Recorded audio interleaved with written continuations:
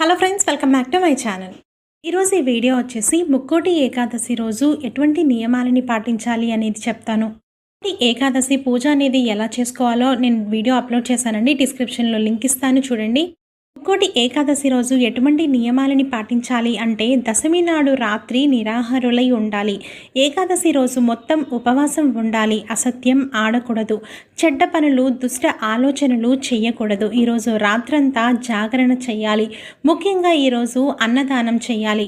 ఈరోజు ఎటువంటి నైవేద్యాన్ని దేవుడికి సమర్పించాలి అంటే పాయసం కానీ బెల్లంతో కలిపి చేసిన ఎటువంటి తీపి పదార్థానైనా సరే మనం నైవేద్యంగా పెట్టచ్చు.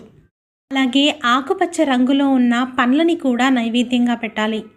ముక్కోటి ఏకాదశి రోజు పూజ అనేది ఇంట్లో మనం ఎలా చేసుకోవాలి, ఉపవాసం ఎలా చేయాలి అన్ని విషయాలను డీటెయిల్గా ఎక్స్ప్లెయిన్ చేస్తూ నేను ఒక వీడియో అప్లోడ్ చేశానండి. డిస్క్రిప్షన్లో లింక్ ఇస్తాను, చూడండి. Thanks for watching.